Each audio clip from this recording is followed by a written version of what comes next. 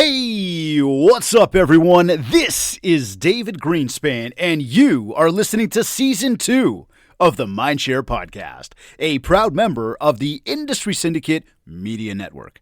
Additional podcasts are available at mindshare101.com and on all the major podcast platforms. This week's episode is sponsored by Kit's Keep in Touch Systems. This is episode 102. The Swanepoel 200 ranked him as the most influential leader in Canadian real estate and 10th overall worldwide for 2020. In 2016, he became the first Canadian to receive the Real Estate Industry Leadership Award at the US National Realtor Expo as an industry visionary who embraces innovation and blazes new paths. Real Estate Marketing Magazine declared him one of the 25 most important leaders of the past 25 years. And he has been honored as CEO of the Year by the Canadian Public Relations Society, which is the first for a real estate industry executive. A graduate of the University of Alberta School of Business and the University of Western Ontario's Ivey Executive Program, he is the president and CEO of LePage and Bridgemarq Real Estate Services. This week on the show, I am joined by Mr. Phil Soper. Phil, welcome to the MindShare podcast. Thanks for having me on. It's absolutely great to be here.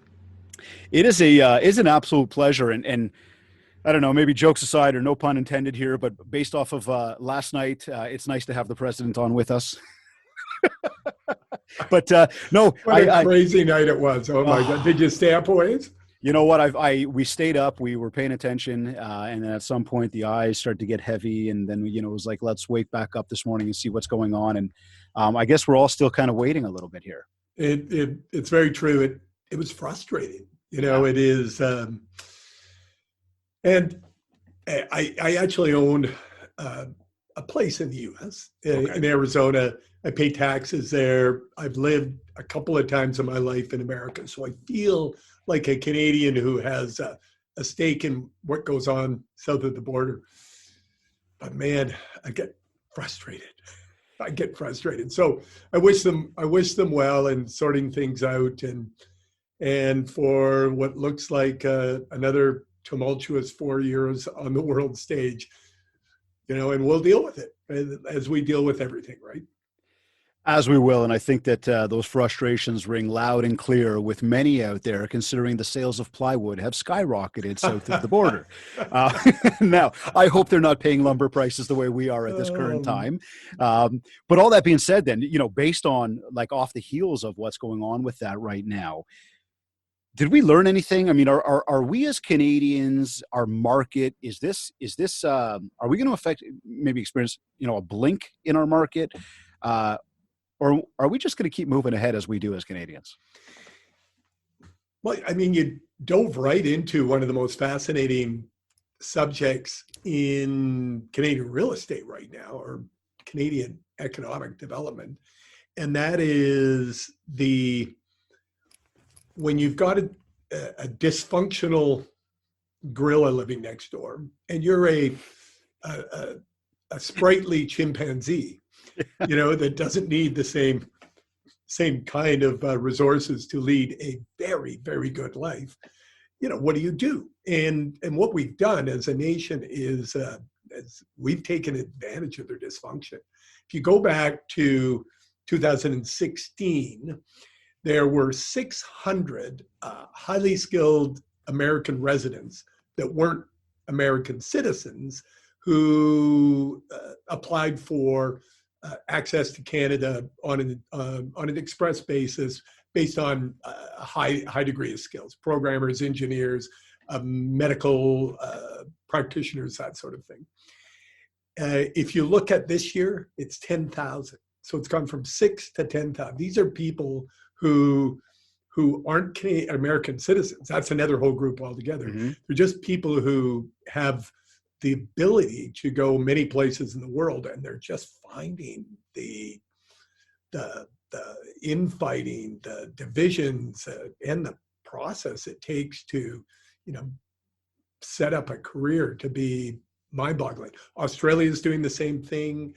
some of the Scandinavian countries. So smaller nations are taking advantage of the challenges that our cousin, our neighbor, is having. And honestly, it doesn't look like they're. I thought maybe we'd be turning a corner, and the next 4 years would be a path to a healthier, more cohesive America. But I think they've got to. I think we're going to have to take a longer term view. I think it'll take longer than 4 years. And yeah, I think Canada will be a benefit. I think we'll continue to be able to attract the best and brightest to our land. And, getting right back to real estate, that'll put pressure on household formation, which is already very high in Canada as millennials roll out of parents' homes. We've got about half of them out now. The other half is leaving. And they're the biggest generation of all time, the Canadian millennials here. And so we've got a lot of household formation happening there. And you got one family with 2 millennials, and they both leave home. Suddenly you've got 3 households. You add to that highly skilled doctors, medical technicians, programmers, engineers, and you need a lot of places for people to live. So this is not disappearing, and our supply shortages aren't going to get any better. So, I mean, it seems like we're, I mean, and I want to talk more about, sort of the affordability and home ownership as we move along here. Sure. But it would look like, as we're experiencing what's happening down there, and I agree with you, I think that everybody was looking for that level off, that sort of, that state of comfort as we walked into this next 4 years with our cousins down south.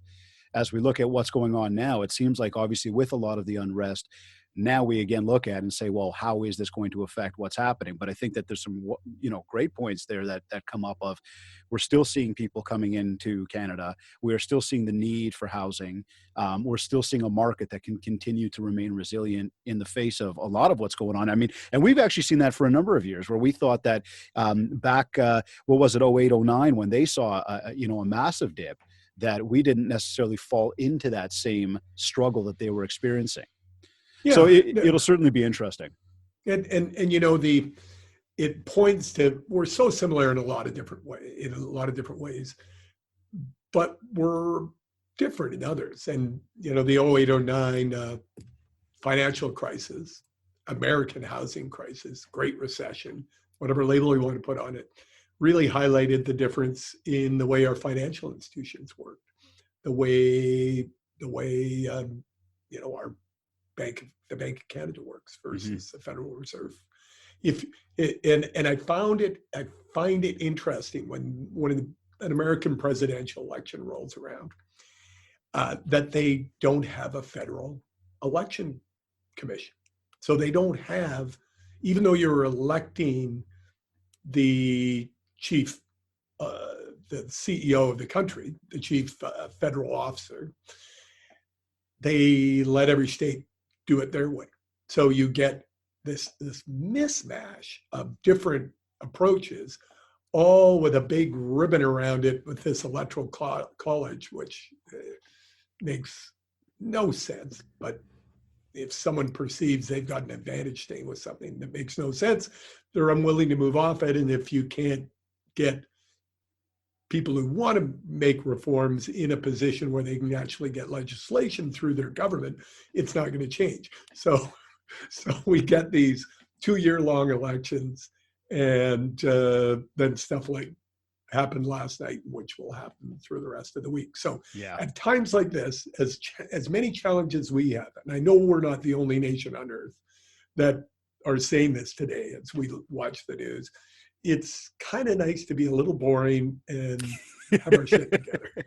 Well, I'd like to say, as much as we apologize a lot, and we do kind things, I got to say, we are in the best country in the world, though, and I will stand by that one. So now, as a country, as an industry, and really zeroing in on where we sit every single day within our real estate world, what did we learn over the past 8 months? What was the big sort of, the big takeaway that we've come away with? And I mean, I would suggest some of this stuff being, recognizing the importance of family and the time that we always complain we don't have enough of. We got so much time there to just spend time with family. The fact that we honk at people on the roads and we have our head down, or we don't smile and say hello to strangers. There was a moment in time where, as we started to get back outside, we actually smiled and said hi to people, and people seemed a little bit more patient, and our pace slowed slightly. What would you say that we learned over the past 8 months, though? Well, one thing we really learned was to have an incredible degree of love and respect for our castles, the places we live. And by the way, for those of you, this is a virtual background. I had to vet that off the top here. I'm not on a mountain in Spain. But we really learned to appreciate where we live, and that drove all sorts of housing activity, not just in home sales and home prices, but in renovations, in recreational property. And by the end of August, we do very well. We have high market share in the area north of Toronto, known as Muskoka. By the end of August, we had broken the previous record set in 2017 for transactions. And when you think about it, the market was closed in the spring. And it was really closed up there. So we took 6 weeks right out of the market, the prime 6 weeks of the cottage selling season. And yet we still managed to break the record by the end of August. So crazy year, man, crazy year. So we learned that. We learned, I think, to really appreciate getting together. I suppose it depends on what kind of personality you have, but I know in my family, I've got 4 kids, and officially 2 of them still live with us. They're university age, but unofficially they're kind of lodged with partners, and we see them within our family bubble, but not regularly. And other than that, it's my wife and I do go into the office, the Brookfield LePage Galactic headquarters, but we're at less than 10% capacity, maybe 5, because we're allowing people to go. So it's kind of nice for a change of scenery, but it's not that energized place where you've got a lot going on and you wander down the hall and see someone you've been meaning to talk to, and it triggers something. You have a conversation and you leap on it, and you solve problems, you create solutions. We're much more structured in the Zoom world, the virtual meetings world. It's efficient. Costs are way down. If you look at Canadian their own income statements is what I was looking at. The revenue minus the costs in a household. Typically, Canadians save 2 or 3% of what they earn, and if you look at the whole economy, our savings rate across all 37 million of us is about 2 to 3% of GDP. It climbed to 28.1% in the second quarter. It hasn't been that high. People haven't saved that much money since 1961. That's 60 years ago. I mean, it's insane. And guess what? That cash, a lot of it is being redirected into real property, as we talked. So we miss each other. We miss the energy. We miss the kinds of things we do with our lives. But humans are amazingly adaptive creatures, as are all creatures on the planet. You see particularly during the lockdown, you saw the moose wandering through the streets of Barrie or Calgary because there weren't any cars around. So why don't we go through a stroll? It's easier to walk down the road than it is to trundle through the bushes. So we living things on this planet will adapt, but it doesn't mean it's optimum. I think it was interesting, and you bring up the moose, but this was something that I recognized when it first happened. It's almost as if you walked outside, the air felt fresher, the grass felt greener. There was a lot of stuff there. And something else you just brought up there about the fact that people were saving more, because saving is a difficult thing to do in today's world. It is. And we looked at, the banks calling on the mortgages. And I remember this was probably 30 days ago now at this point, maybe less, where I had seen something on the news where they had said, we're going to be working to call back 100% of those loans and those deferrals. And I was sort of shocked going, 100%? That's everybody. And, the interviewer or whoever the journalist was that was asking the question said 100%, there's going to be people that cannot do it. So, well, we're going to do everything we possibly can to bring that back. And I thought to myself, this is going to put a huge strain on the market itself, on people, and hopefully, cross our fingers, they do not shut down the schools again. They do not, push us back into this, full on lockdown mode, because to try to get back 100% and then have people who are not able to spend money and maybe don't even have the money because some of these businesses have closed up, it's gonna pose a lot of issues on our economy. But it is an interesting point to say that we had a moment there to be able to save more. Yeah. Now, but you, David, you raise a really interesting point. It's a closed system, and if you and I are saving 28% because we're not going to hockey games and then baseball games. We're not going to the movies. We're not going to restaurants. We're not jumping in airplanes. Someone else, their family revenue is down 28% because that money had to go somewhere. Yes. And so by hoarding it, not on purpose, just by what we're doing, it really makes economic recovery challenging. But in this particular crisis, for the most part, it's not an economic crisis. We didn't come in. We voluntarily shut down the economy. So people are spending money. They're spending it on puppies, on Pelotons, and on properties. And on Amazon. I've got Amazon boxes showing up every day. Absolutely. Thank God for Amazon. So yeah, money is getting spent, and we're kind of loosening I'm sure when the numbers come out from StatsCan on Q3, which will probably be in 3 weeks from now, we'll get those. That savings rate will have dropped, and that money will have found its way into the economy and getting things going again. But yeah, it's a zero-sum game. If you're winning dramatically, someone else is losing. Well, and we've seen a lot of that. I mean, even driving to the hockey arena to take Joshua to hockey right now, which that in its own is a very different landscape. I mean, Saturdays and Sundays at a hockey rink, which are normally hustle and bustle here in Canada, no matter what part of the country you're in, it is probably one of the busiest places you can be. It's true.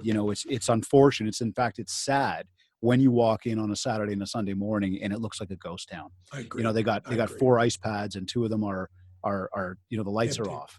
Yeah. But I mean, as you drive there even, and I'm seeing a lot of the little, restaurants, little pubs and the little places are shut down now.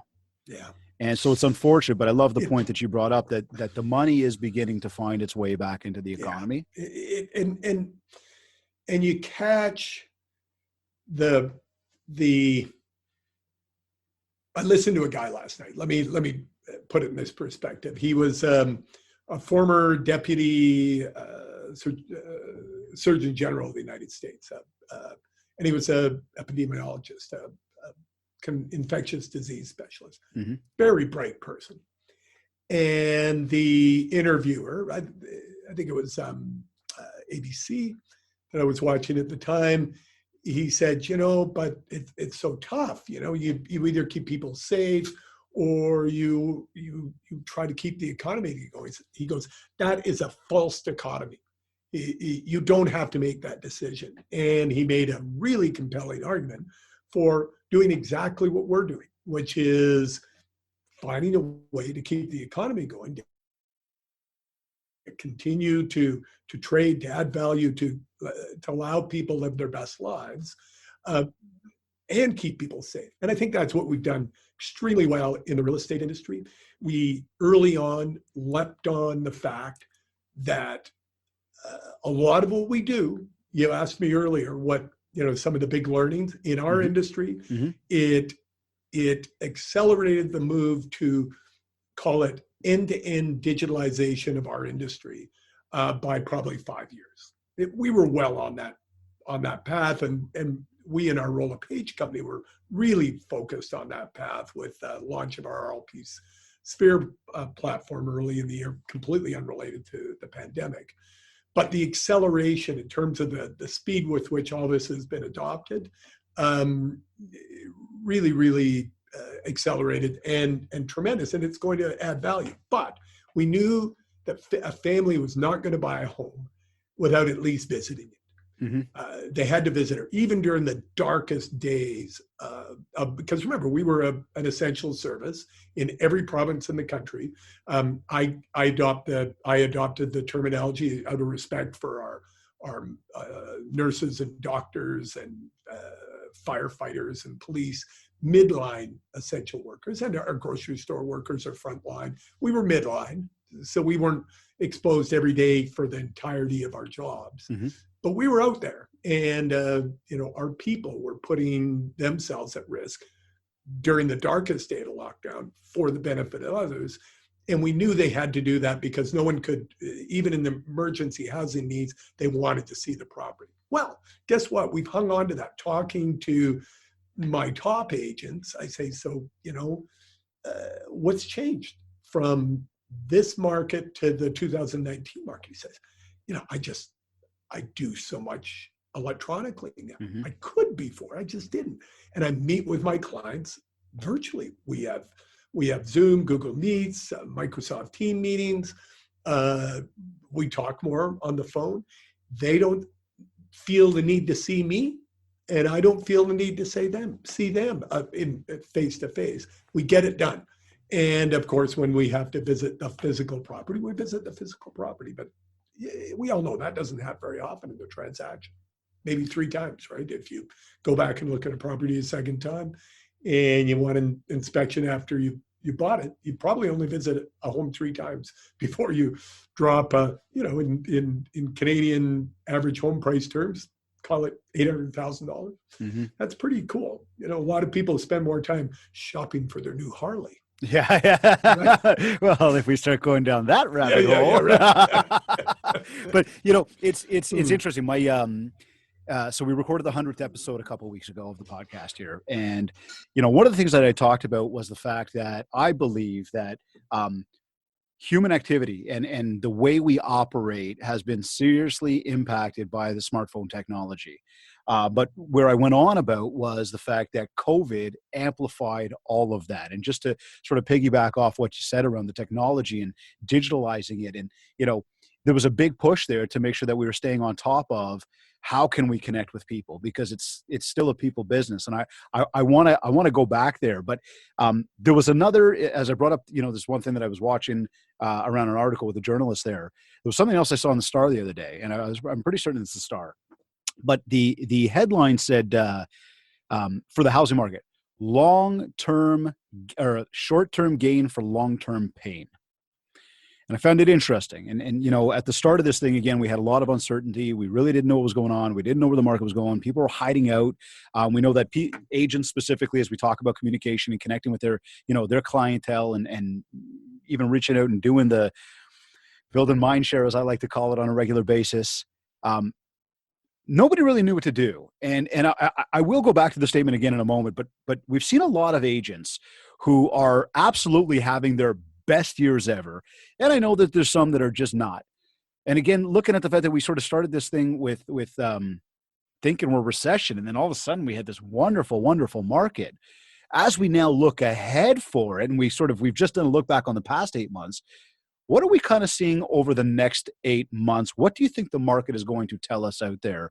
And this could be off the heels of, again, the announcement from last night. This could be off of what we've learned from COVID. This could be because of technology.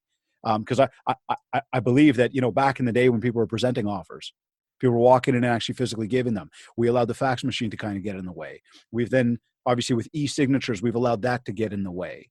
I just wonder, what do you think about that next 8 months? Will we just continue to be resilient as Canadians as we are? Well, first of all, no one's got a crystal ball. No, that's for sure. Absolutely. But, I'm in the business of forecasting. It's one of the things we do. We're a major forecaster. And so we try our best. That's all we can do. Back in March, there were a number of serious, including some of the big banks, of the serious forecasting agencies like us and the Canadian Real Estate Association that gather our own data. So we don't just read what comes out of the boards and then comment on it. We actually have a data analytics company where we sell data interpretation, data products to banks and insurance companies so they can write mortgages and policies, call it housing policies. So it's a core business of ours, and we use it and have for years to provide insight into the Canadian real estate, Canada's real estate market. The Bank of Canada uses our data. Some of the big banks use it in their affordability indexes, that sort of thing. So it's one of our core competencies. So we did forecast at the end of March, even though others pulled back and they said, it's too uncertain, we don't know.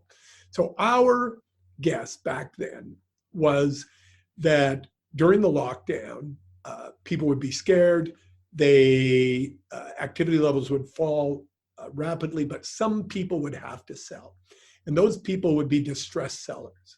And distressed sellers, whether you're selling a stock or a Van Gogh or a house in Vancouver, don't get as much money for that house. And the buyers that are in a market that's shut down expect a discount for the risks they're taking. So we said prices are going to fall, volumes will fall dramatically, prices will fall during the lockdown. But, and here's the part we got right and that I'm very proud of the team, using previous recessions, and in particular the Great Recession of 12 years ago, we knew that the bank would respond, the central bank would respond with stimulative interest rates, that they'd drop interest rates. And remember, they'd been on the path to gradually increasing, so there was some room, and it happened. They went to the lowest level ever, and they've been sitting at 0.5%, the bank target rate sits. So we knew that would happen, and that would make it more attractive. We also knew by that stage that the disease itself, COVID-19, impacted people more dramatically the older they got. It was almost a linear curve. 50-year-olds more impacted than 40-year-olds, 40 more than 30, et cetera.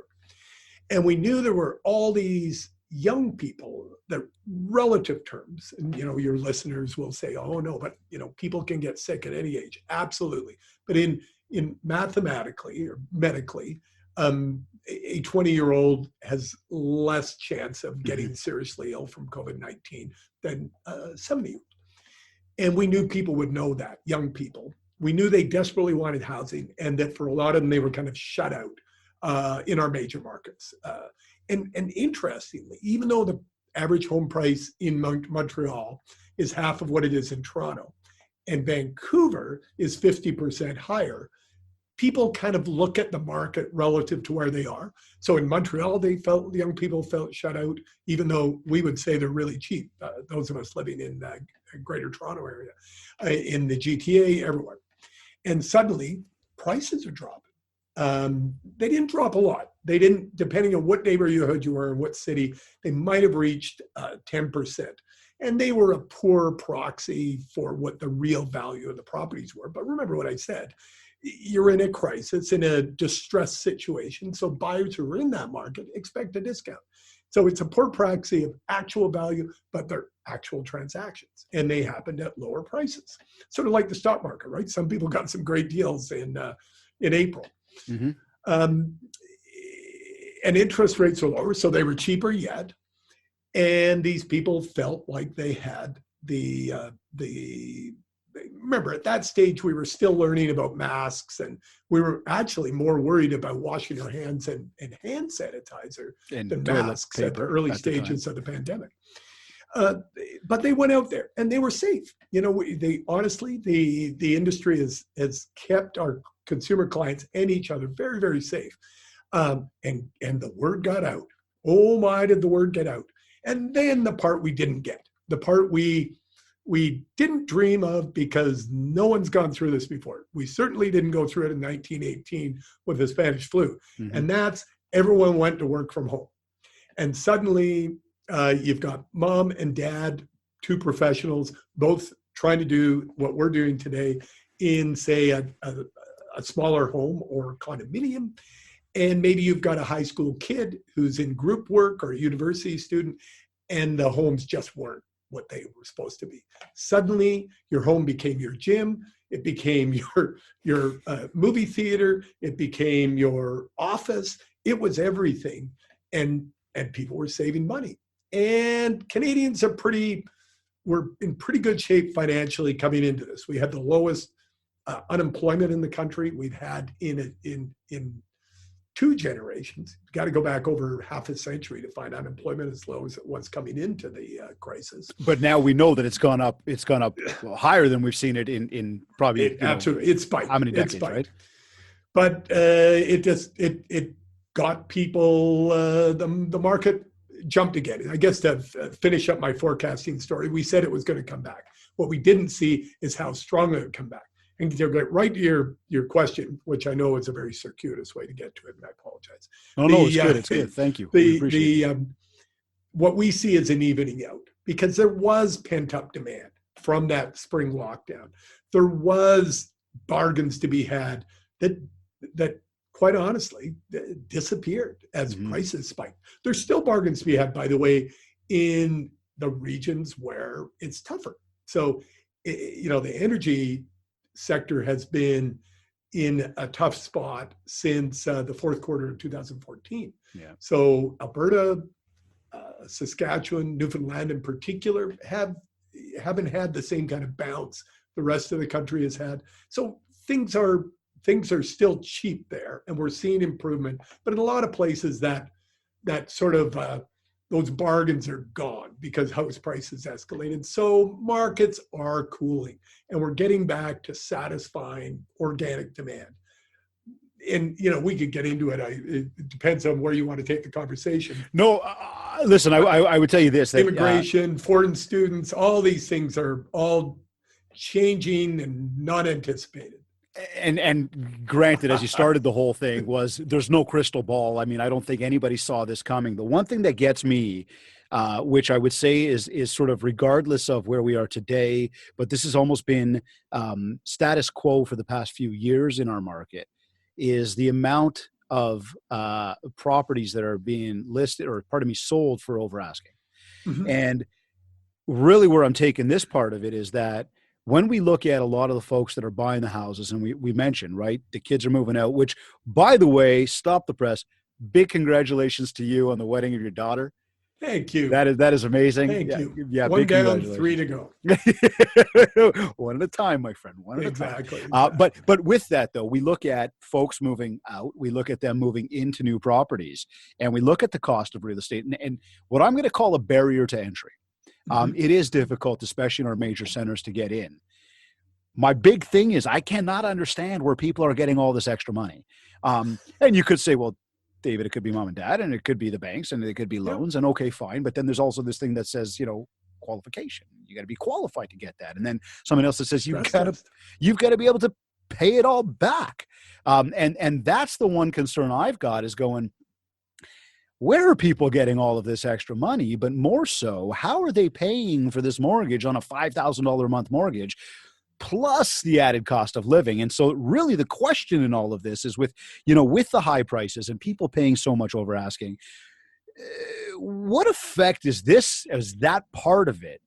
When we talk about forecasting predictions, I imagine that we've looked at this stuff. When we look at the 5 to 10 year on it all, for these folks that are going in and, I'm talking to clients of mine who are working the cottage country who are telling us, we're seeing properties go for $300,000 and $400,000 over. I know. Right. True. Somebody's got to pay for this stuff. And I just wonder, what is the effect? I mean, look, and I'm not going to go down this one today, but I'd say, all this money that we handed out to all these people over the past 8 months, I'm concerned for my young kids, what's going to happen when they are, 10, 20 years from now, that they're going to be having to dig out and pay this stuff. Yeah. But I guess the question revolves around debt and kind of the next 5 to 10 years of our housing. You know what? Don't worry. That's what I'd say. In real simple terms, you start to worry when the default rate starts to rise, when people can't pay back their mortgages. So to give you an idea, we came into this in the first quarter of 2020. the default rate in Canada, people having banks foreclose on them because they couldn't make their payments, was 0.24 of 1%, record low, quarter of 1%, which is something like 11 times less than the US. So 11 times more people are being, per capita, per 100 people, say, 100 families, are being foreclosed on in the United States for Canada. We are very conservative lenders in this country.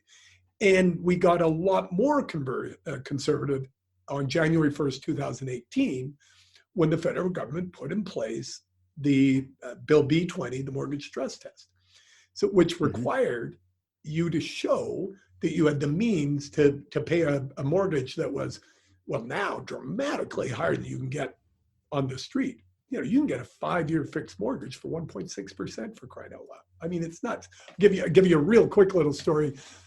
I had lunch with the former CEO of LePage, a guy by the name of Gordon Gray. This goes back over 10 years ago. And we were talking about the company's 100th anniversary, and we were writing a book. We wrote a book about the first 100 years of the company. And he says, yeah, I stood up in front of the national gathering, and you've been to our national sales conferences, so big deals, right? We're the big Canadian real estate company. And they were doing it back then. He was CEO in the late 70s, early 80s. That coincided with massive inflation. So he stood up in front of a LePage audience and he said, if we can just get mortgage rates down to 17 or 18%, we can get this market going again. And they peaked in August of 1981 at 21.4%. So imagine trying to be in the real estate industry and selling houses when people are paying 21% on their mortgage. Imagine being a kid trying to buy a home when, you know, you don't see any principal payments for decades. Yeah. The neat thing with interest rates so low is, you know, when you start paying, you're paying principal. You're paying principal right out of the gate, and you pay the leverage. If you look at like Genworth, now Sagen, the big private insurer, the people that move when their clients are high leverage, people who put less than 20% down, they move out of that high leverage spot in remarkably quick time. You'd have to ask someone like Kiki Sorial-Root. She'd tell you how quickly, but it's like 36 months. 80% of their clients have moved to a point where they own 20% of their home. So I think Canadian housing stock is being extremely well managed, both by the public policy we have in place and by the invisible hands of the economy, the Adam Smith invisible hands, where if prices rise too fast, they stop rising, because we've seen this in our most expensive city in the country, city of West Vancouver. You know, back in 2015, in 1 year, the average home price in 2015, LePage House Price Survey, rose $1 million, average price, to $3.5 million. That was 5 years ago now. Guess what prices are there now? About $3.5 million. So, you know, we had all these outrageous home price increases, and then they just flattened right out. And it gives time for, call it the people, the market, to catch up. Right. Well, it'll certainly be interesting. And again, nobody has the crystal ball to figure that part out. But switching kind of topics here, I wanted to get into the technology side of our world for a moment. Sure. and look at the, you know, when we really look at just what's happened down with our cousins in the States there, and we look at things like Zillow, they have not taken over our Canadian market the way people originally thought they may. I know I was speaking at the non-factor, yeah. I was speaking at the Aurea Reality Conference in February back in Niagara Falls, and Purple Bricks had a main stage opportunity, and it was just standing room only. Everybody wanted to hear what do they have to say, and it had everybody wondering on that. Well, I guess just for a moment, what are the thoughts on the iBuyer platforms and the process itself? I mean, do we see agents being phased out because of those platforms here in Canada? Well, in Canada, absolutely not. It's such a tiny part. I mean, we're talking about a tiny little sliver of the market. You could think of the smallest little boutique brokerage, you know, in the country, and they probably write more business than we we do in iBuyer transactions in Canada. In a place like Phoenix, Arizona, which is one of the hotbeds of iBuying. For your readers, if they don't know of, iBuying is essentially a machine-aided FSBO transactions, for sale by owner. So you go onto a website, and the valuation computer, the AI that looks at values, and we use that technology internally in our business and for our banking and insurance companies to provide estimates of value. So it is widely available technology. They put a price on a home and they say, you can have your money in 24 hours. Well, it's usually not 24 hours. Call it 72 hours, but not 90 days, not 60 days. We're talking like really fast closing. No staging, no real estate agents, just click, click, click, and boom, you've sold your house. Well, you say, this sounds pretty good. But obviously there's some catches. The first one. Well, you just said it, sorry to cut you off. You just said it with no this, no that. The first thing I'm thinking is no safety, no security. Well, no safety, no security, and very, very expensive. I'd liken it to payday loans. So you can get your money today and instantly, but there's a fee. And in fact, when you look at the fee, and if you're sophisticated, payday loans, you may be paying 30% interest, right? It's because there's a min fee. We in Canada have a maximum amount you can charge. I think it's 26%, something like that, a lot of money. But then they have fees on top of that. So iBuyers charge a very high commission, and then there's fees. And research has shown they get a lower price for homes. So they underpay, and if you're listing with them, you sell it for less than you would with a professional, but it happens very fast. What I think the main attraction in the US is as a form of price shopping. So you're a consumer and you're going to have a real estate agent over. You're going to have David over to give me a quote on what my home's worth and what fees he's going to charge. And before he comes, I sign on to Open Door. It's probably the biggest iBuyer platform, started in Phoenix. And say, go through the process. What would you pay for your home? You got a benchmark. A lot of people in the US are doing that. And then the vast majority of them still use a licensed assistant, a licensed realtor. So but here's why the companies like Zillow, which are rapidly moving away from being an advertising platform for realtors to being an antagonistic, direct competitor of realtors, which we knew they were. I mean, you'd have to be deaf, dumb, and blind not to see strategically where they were going 5 years ago. And they've made that announcement. They're getting directly in the industry. They're not going to use third-party realtors. They're full on. What they want to do is they want to be a hub of financial services. They want to sell title insurance, home insurance. They want to sell mortgages. They want to make a fee on the brokerage transaction, but they're willing to lose money on the brokerage transaction in order to get the mortgage, the title insurance, the home insurance.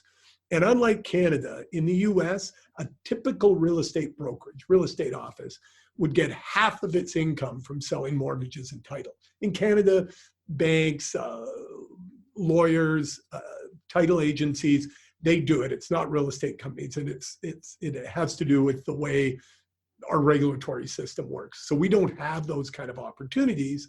And so the attractiveness of Canada as a market to these iBuying companies is vastly diminished.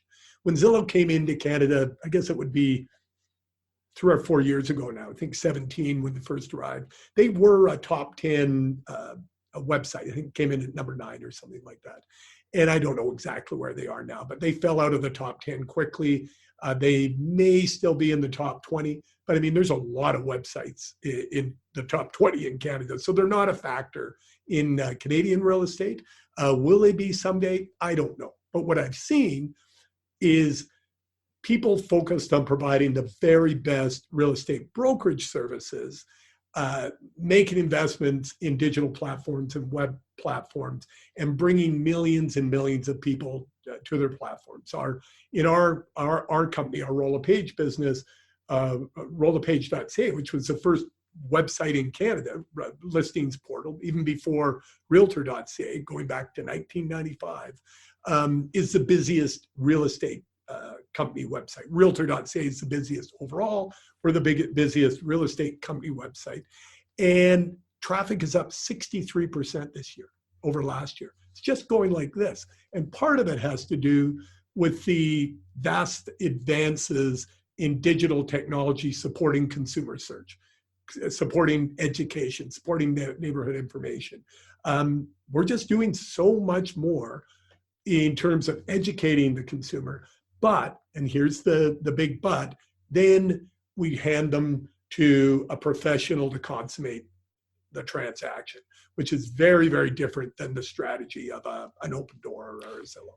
So I mean, and looking at that, I mean, I've been in this industry over a decade and a half now, and personally, I mean, we've seen a ton of innovators come and go. We've seen a lot of different technologies come in, and I look, I'm not suggesting that Zillow was gone, but we certainly, I mean, their strength up here north of the border is certainly not what we've seen south of the border. There is a massive difference to that, and I mean, much the same. I would agree with that statement. I don't think there's been a huge impact on their behalf to our market and to our agents. That being said, as we talk to technology, how does an agent remain relevant in the face of all this technology? It's tough, man. Especially imagine you're not 35. I'll give a little bit. I was going to say 25. Imagine you're not 35. I'd like to be 25. Yeah, I know. Especially my right knee. But those long rides, where your wrist can ache. And the motorcycle talk aching again, like yes. that back in the day. The versus someone who's 60. And 60 is not old for a professional realtor. And you're told, great, the company's rolling out this new end-to-end digital platform. And this is a true story because it's us. And it's 4 days of training, but no worries. It's spread out over a month, but you're going to be sitting in class for 4 days and this stuff's going to come at you. Now we're trying to do it, in a little bit of lecturing, a little bit of like coaching from someone like you, a little bit of lecturing, some hands-on, some practice, and then come back. Because we know it's the easiest to use system in the world. If you've never seen it before, if you're not used to the tool, takes some time. Mm-hmm. And you might say, oh my God, I can't do this. It is so completely wrong.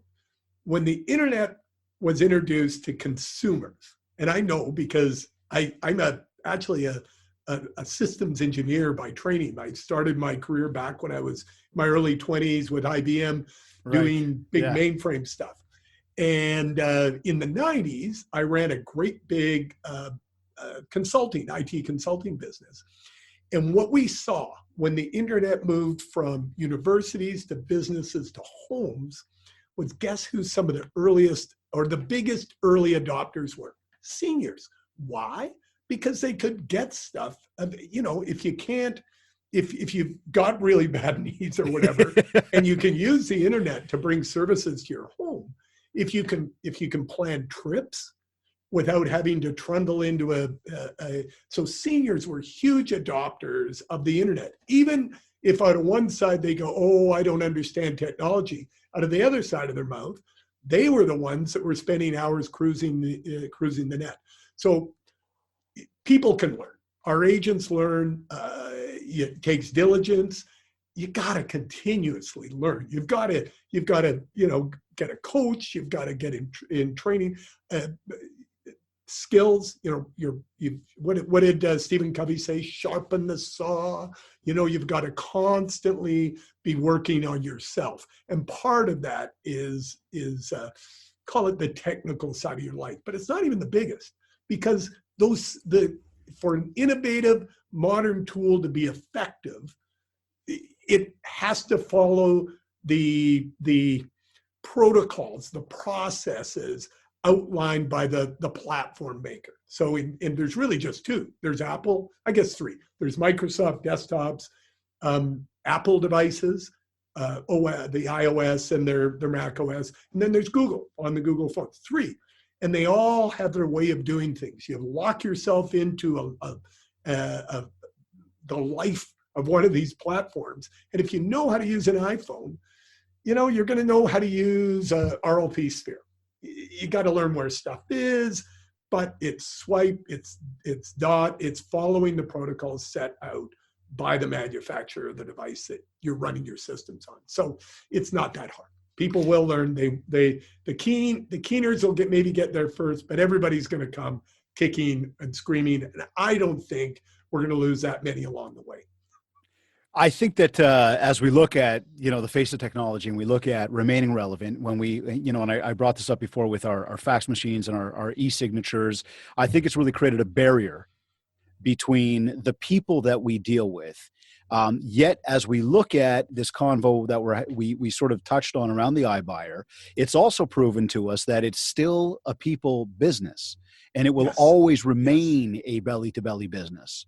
And I think that as agents remember that there's one aspect of embracing the technology to see how can we help ourselves. For example, Zooming with each other because we're at a distance and we're not getting together as often as we were. That's one way to embrace, but still remembering that it comes back to the relationship that you have with other people.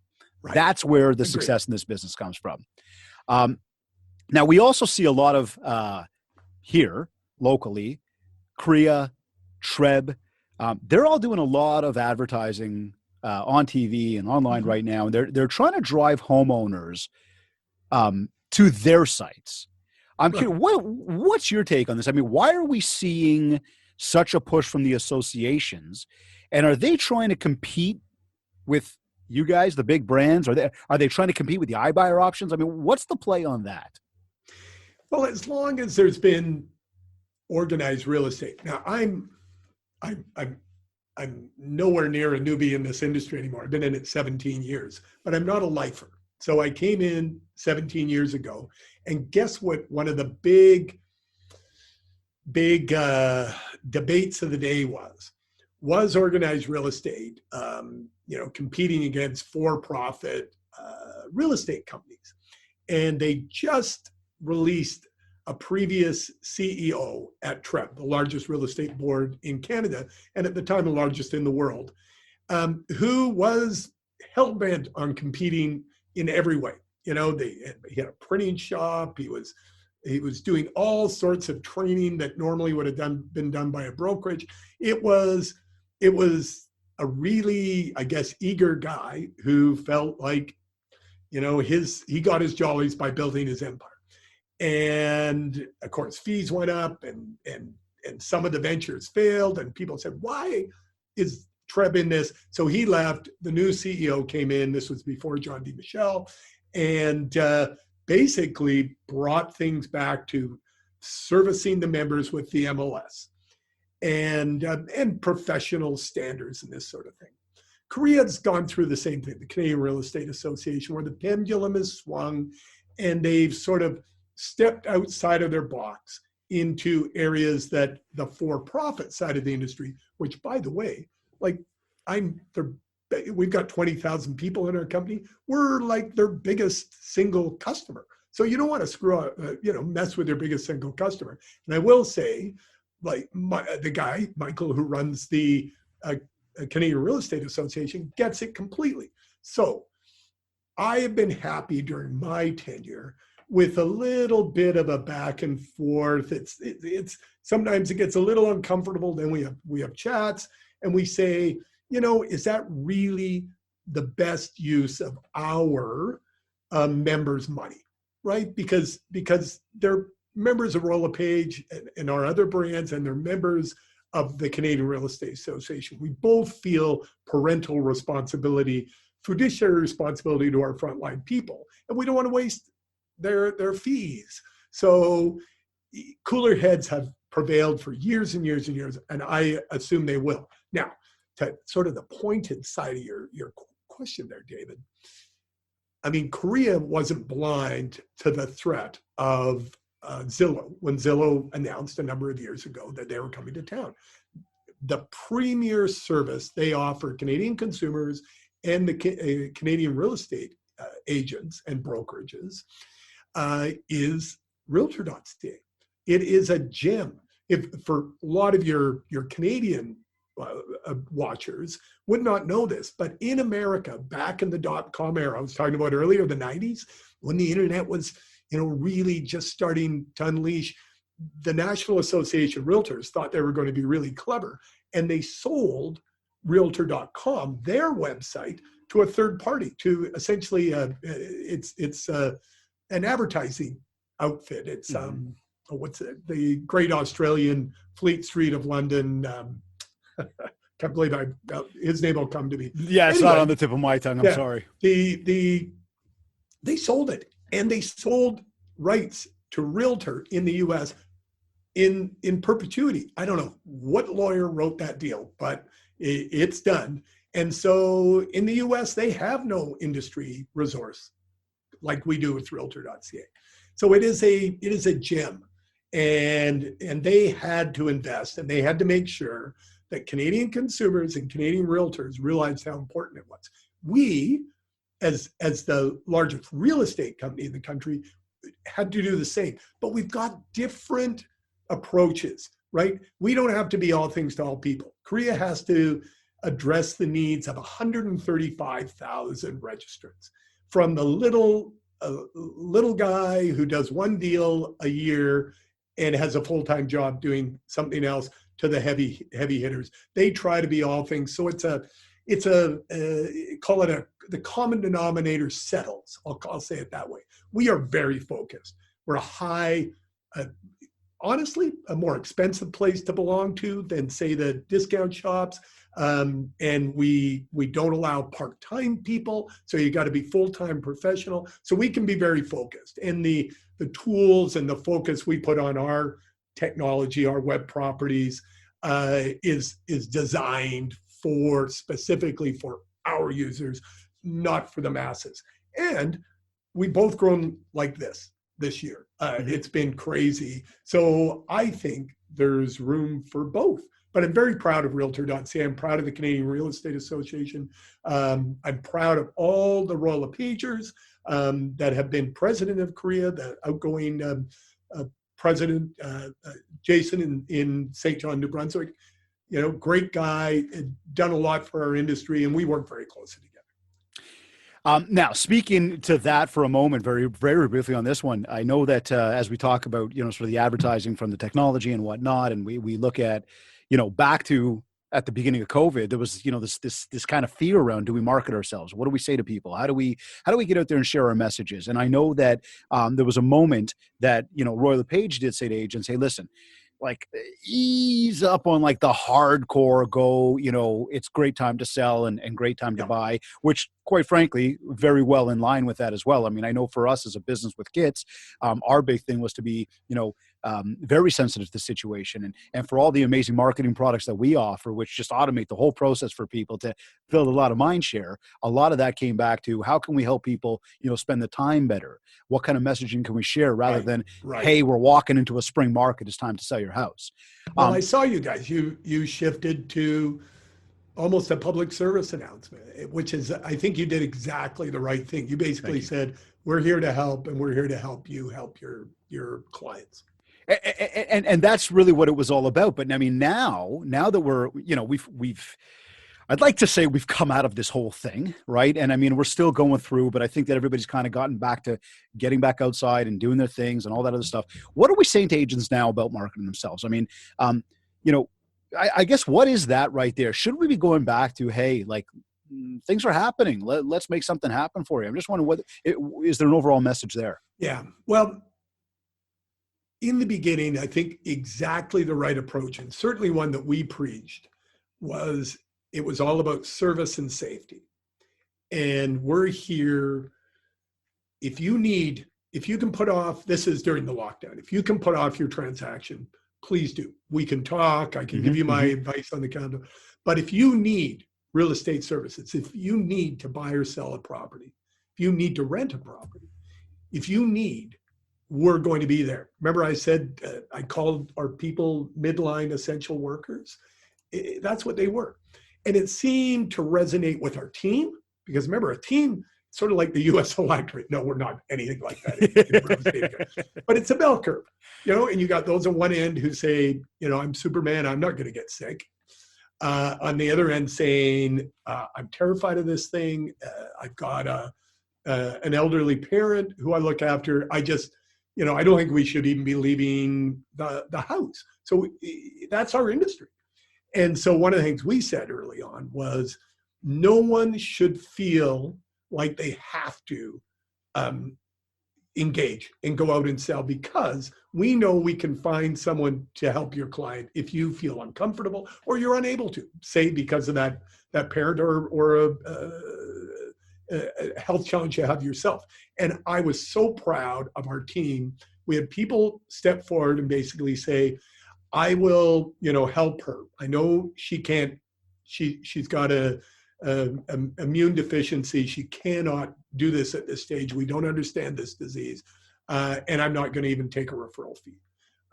So there was these incredibly generous offers of help. Now, that quickly evaporated as the market lit on fire after, it was probably 5 weeks after the lockdown, 6 weeks. And as we talked about earlier in the show, all the pins were in place for an incredible bounce back. And then suddenly people were just responding to a huge wave of demand. When your clients are banging on your door saying, help me find a property, you're not going to be saying to them, are you sure this is the right time to buy? No, what they're worried about is, I'm going to get divorced if I spend another 6 months locked up in the place we're in now with my spouse. For the sake of my marriage, we need to move. And you're going to help me, grabbing by the lapels. So so that was the in-between phase. Now we're into the second wave.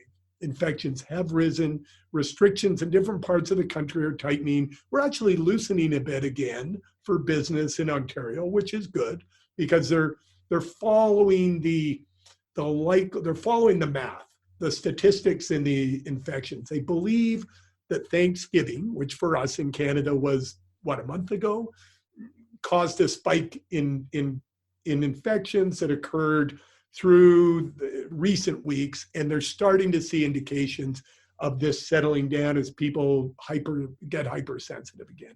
So I think right now is a period of balance where our professionals have to say, our program is called Work Safe.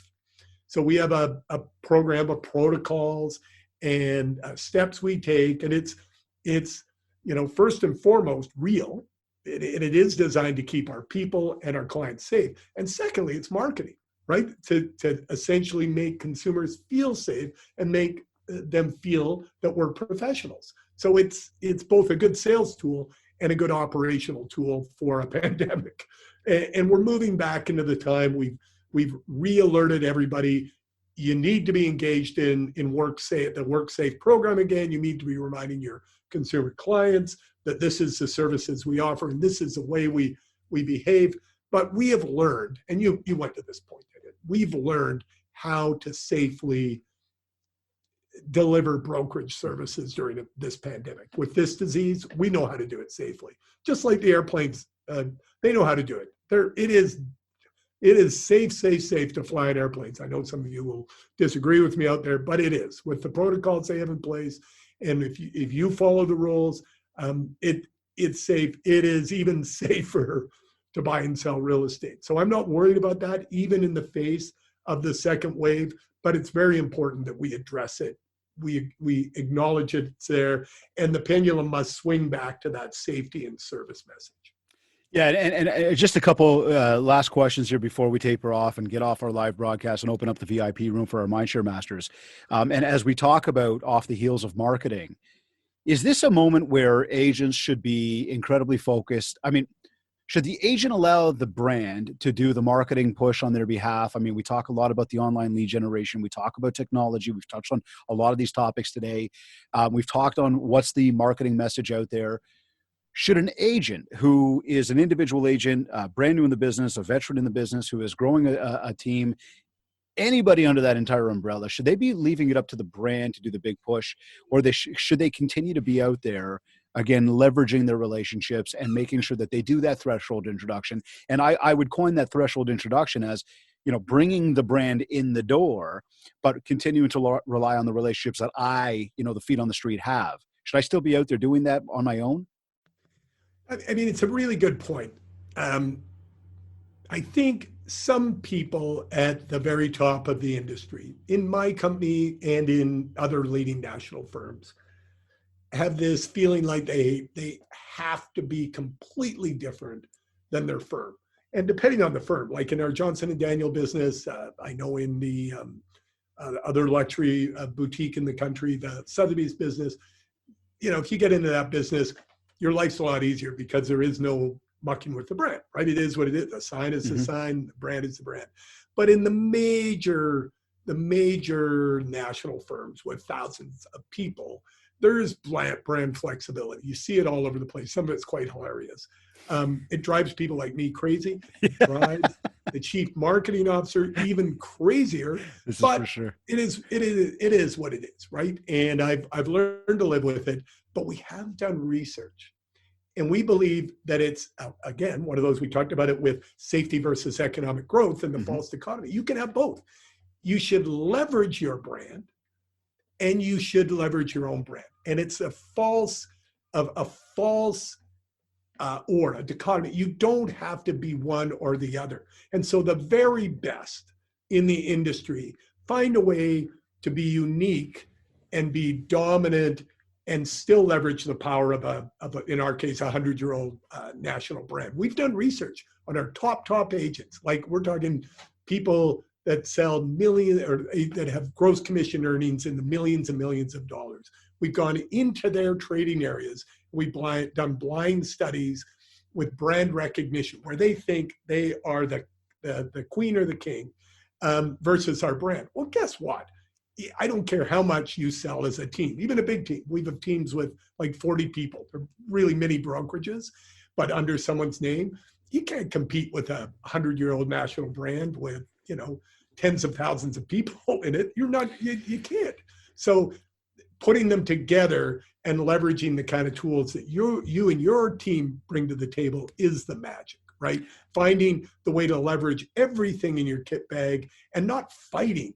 You don't have to be a salmon swimming upstream. You can swim downstream. You can surf and go even faster. It's like a motorcycle rider with the wind at their back. Isn't that a beautiful thing? I love it's like the motorcycle with the wind at my back. You just feel like you're floating. It's a beautiful thing. So no need to fight the wind. No, and I'm going to echo that because, this is something that I've been saying for a long time. And I've had conversations with some of the folks, those chief marketing officers for some of, from some of, the other brands and whatnot, and within others. And I know that there's always a push, especially from a guy like you going like, this is our brand, stick with it. However, I like the approach that you just took there, because this is something I've been sharing as well through a lot of the MindShare training and coaching, is the big brand that you are attached to gives me, the guy who doesn't know you from a hole in the wall, recognition. It gives me security. It develops a little bit of trust already. It just tells me that you are attached to something that I already recognize, which I know is reputable. In much the same now to what you said, how are you differentiating yourself? How are you taking the bull by the horns and being able to grow it in your way that people will start to be able to attach to you under that bigger umbrella? So I guess in short, what I would say there is there certainly is the perfect opportunity, or the right way to go about it is to leverage both of those. Bring to the table what is already reputable and known, then go in there and build the mindshare around what you bring to the table as an individual. And I believe that, always keeping as well this idea in mind that it is a people business, continue to be genuine, build those relationships, and you'll have a lot more success out there. Yeah. Do you know what we call it, David? We've got a term in-house. It's sort of our little derisive sort of subterm. We call it ego ink. We Ego say Inc. Ego Inc. Okay. Some people, like if you're a big player in a big city, it's pretty easy to get into six figures in terms of branding yourself and marketing yourself, trying to create, recognition around yourself and not leveraging the power of your national brand. And I say to the team, when we gather like our chairman's club, the top 1% in the company, and I'd like to say the industry, I say, if that's how you want to spend your money, if you want to buy a trip for your family, or you want to put your kid through Oxford, you can do that, or you can spend it on Ego Inc. because it's the same waste of money. Where you get your jollies is up to you. And if that makes you really happy, and I know some of them do, some of them just love to see, the pink color with their name and them pop because it shows for their eyes when they're driving down the street and they see that bus shelter. That's my line. They get all excited. Boom. They see themselves. Exactly. And it makes them happy. So I'm not going to stand in the way of their happiness but I will show them the research that shows it's bad for their business. What last words as we tail this one off today? And I mean, we could go on and on. We haven't even touched on Harley Davidson's enough yet today, but we'll do that another time. As we close off here, Phil, we're looking ahead now to 2021. What message, what last words, what last tips, what last inspiration can you share with our audience today as they, as we come out of this COVID thing, as we enter a new year and we embark on a brand new journey? Well, you know what comes to mind, and we did touch on it early in the conversation about where things are going in the future. A rising tide raises all ships. You've heard that term. What it essentially means is, you don't have to be super great. If the tide's rising, you're going to rise with it. And I see the tide rising in Canada over the next decade. Just everything is lined up for our country. And that's going to drive high levels of household formation, which are going to drive high levels of need for housing and for professionals that help people find housing. So it's a great industry to be in. You're in the right country, in the right industry. Go out there, keep learning, and you will be successful. Mr. Soper, my friend, it has been an absolute pleasure having you on the show. It's been way too long since we've been able to get together. That is true. Since we've rocked out in a car on our way from some airport to some hotel, listening to tunes on your iPad. That's true. That's true. But I certainly look forward to getting back together on two when we have the chance to do that, when this cold weather disappears. But I do want to say a very big thank you. Sincerely for making all the time you did today, for all of the insights you shared today. Very, very valuable time spent together. And as well, a big thank you for what you continue to do to lead this entire industry to bigger and better places. So once again, thank you for joining us on the MindShare podcast today. My absolute pleasure. Thank you for having me. You're either listening to this on iTunes, iHeartRadio, Google Podcasts, Stitcher, or Spotify. Or maybe you downloaded our free Industry Syndicate podcast app. Or maybe you went to my website, mindshare101.com. And while you're on my site, make sure to download your free copy of the 7 Ways to Communicate ebook to help you build more mindshare so that you can get more market share. And if you want to talk about personalized one-to-one coaching to help you get to your next level, just get in touch with me. We'll set up a free consultation call to learn more about what you're looking to achieve and how I will help you do just that. Wherever you like to consume your content, please rate, review, and subscribe. And if you haven't yet, connect with me on Facebook at MindShare101 and on Instagram at DavidGreenspan101. This has been another episode of the MindShare Podcast. Thank you for tuning in.